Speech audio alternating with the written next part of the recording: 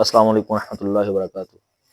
الحمدللہ رب العالمین والعاقبۃ للمتقین والصلاۃ والسلام علی نبیہ المرسلین، اما بعد فاعوذ باللہ من الشیطان الرجیم، بسم اللہ الرحمن الرحیم۔ سورہ البقرہ کی ترجمہ اور تفسیر کا یہ سبق، اس کی آج آیہ نمبر 50 ہم پڑھیں گے۔ اللہ فرماتے ہیں وَإِذْ فَرَقْنَا بِكُمُ الْبَحْرَ، اور جب فرقنا ہم نے پھاڑ دیا، بکم تمہارے لیے، البحر سمندر، فانجیناکم پس ہم نے نجات دی تم کو، واغرقنا اور ہم نے غرق کر دیا، آل فرعون فرعون کی قوم کو۔ آلہ کا مطلب قوم ہے، اور فرعون فرعون کی۔ وانتم تنظرون، اور تم تنظرون دیکھ رہے تھے۔ یہ اس کا لفظی ترجمہ ہے۔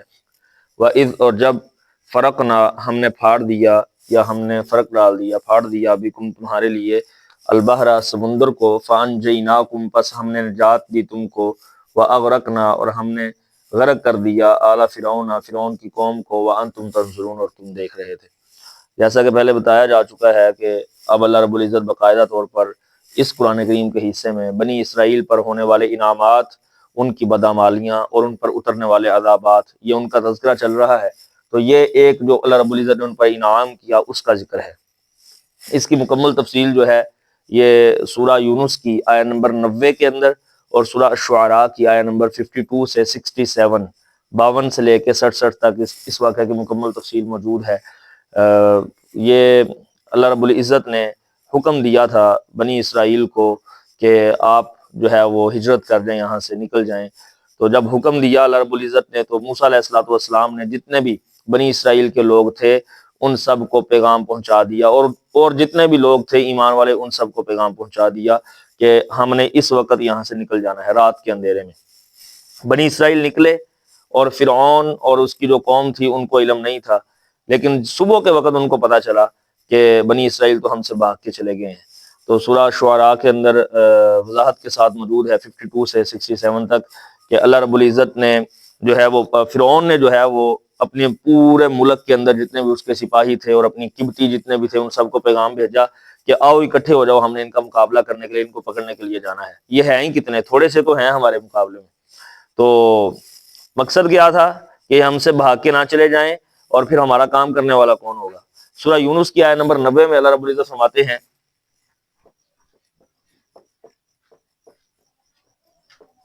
وَجَاوَزْنَا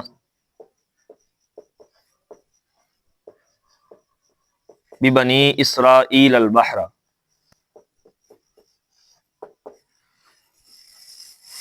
فَأَتْبَعَهُمْ فِرْعَوْنُ وَجُنُودُهُ بَغْيًا وَعَدْوًا حَتَّى إِذَا أَدْرَكَهُ الْمَوْتُ، کہ ہم نے بنی اسرائیل کو سمندر میں رستہ دیا، بنی اسرائیل نکل گئے، فَأَتْبَعَهُمْ فِرْعَوْنُ وَجُنُودُهُ بَغْيًا وَعَدْوًا، فرعون اور اس کے لشکر نے زیادتی اور سرکشی کرتے ہوئے ان کا پیچھا کیا، حَتَّى إِذَا أَدْرَكَهُ الْغَرْقُ، جب وہ سمندر کے اندر پہنچے تو غرق نے ان کو پا لیا، یعنی کہ سمندر نے ان کو غرق کر دیا۔ یوں کہہ سکتے ہیں کہ غرق اللہ کے لشکروں میں سے ایک لشکر ہے، یا اللہ کے سپاہیوں میں سے ایک سپاہی۔ اللہ کے سپاہیوں کی گنتی نہیں کی جا سکتی، غرق بھی اللہ کا ایک سپاہی ہے جس نے سمندر کو اپنے اندر لے لیا۔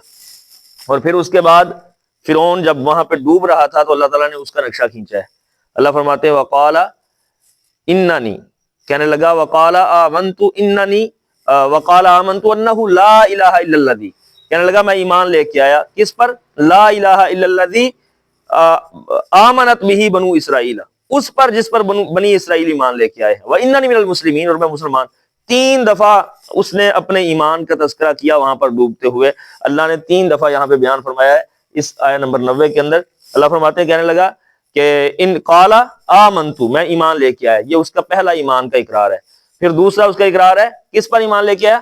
انہ لا الہ الا الذی آمنت بہ بنو اسرائیل، یہ اس کا دوسرا اقرار ہے۔ اور تیسرا اقرار اننی من المسلمین، میں مسلمان ہو گیا۔ لیکن اللہ فرماتے ہیں، اللہ نے کیا جواب دیا؟ اس کا جواب تھا الآن وقد عصیت قبل، اب آیا ہے وقد عصیت قبل، اور اس سے پہلے تو نافرمانی کرتا تھا، وکنت من المفسدین، اور تو فساد کرنے والوں میں سے تھا، اب تیرا ایمان مقبول نہیں ہے، اللہ کی بارگاہ میں اس کو قبولیت نہیں ہے۔ یہ ایمان بندے کا کب شرف قبولیت پاتا ہے؟ اللہ کے رسول صلی اللہ علیہ وسلم نے ارشاد فرمایا کہ ان اللہ یقبل التوبۃ ما لم یغرغر، اللہ اس وقت تک بندے کی توبہ قبول کرتے ہیں جب تک موت کا غرغرہ جو ہے وہ بندے کو نہیں آ جاتا، یعنی کہ موت آنے سے، موت کی کیفیت اور حالت آنے سے پہلے تک اللہ رب العزت کی بارگاہ میں بندے کی توبہ ہو جاتی۔ جب موت آنی شروع ہو گئی، عذاب آنا شروع ہو گیا، یا بندہ ڈوبنے لگ گیا یا مرنے لگ گیا، اس وقت اس کی توبہ اللہ کی بارگاہ میں قبول نہیں۔ اس وجہ سے اللہ رب العزت نے فرمایا وقد عصیت قبل، اس سے پہلے تو نافرمان تھا، اب تیرا ایمان اور تیرا اسلام جو ہے وہ اللہ کی بارگاہ میں قبول نہیں ہے۔ تو یہ سورہ، پھر یہ دن کون سا تھا جس دن اللہ رب العزت نے ڈبویا قبطیوں کو اور فرعون کو اور بنی اسرائیل کو نجات دی؟ یہ پہلے جیسا کہ بتلایا جا چکا ہے کہ یہ 10 محرم الحرام کا دن تھا، جس کو یوم عاشوراء کہتے ہیں۔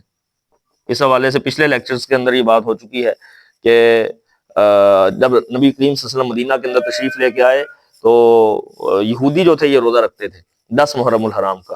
نبی پاک علیہ الصلوۃ والسلام نے پوچھا ما ھذا، یہ کیا ہے؟ تو بتلایا گیا ھذا یوم صالح، صحیح بخاری میں 2004 نمبر پہ یہ روایت ہے، بخاری میں 2004 نمبر پہ ھذا یوم صالح، یہ ایک اچھا دن ہے۔ ہوا گیا تھا اللہ رب العزت نے نجى اللہ بنی اسرائیل من عدوهم، اللہ رب العزت نے بنی اسرائیل کو ان کے دشمن سے نجات دی تھی، تو فصامہ موسیٰ، موسیٰ علیہ السلام نے پھر اس دن کا روزہ رکھا۔ تو آقا علیہ السلام نے ارشاد فرمایا کہ انا حق بموسیٰ منکم، میرا زیادہ حق ہے کہ موسیٰ علیہ السلام کی خوشی پر میں بھی روزہ رکھوں، موسیٰ علیہ السلام پر میرا زیادہ حق ہے۔ فصامہ امر بصیامہ، نبی پاک علیہ السلام نے خود بھی روزہ رکھا، روزہ رکھنے کا حکم بھی دیا۔ تو یہ 10 محرم الحرام کا دن تھا جب اللہ رب العزت نے بنی اسرائیل کو نجات دی اور فرعون اور اس کی قوم کو ڈبویا۔ اللہ سے دعا کرتے ہیں تعالیٰ سمجھنے کی عمل کرنے کی توفیق عطا فرمائے۔ وما توفیق الا باللہ، جزاکم اللہ خیر۔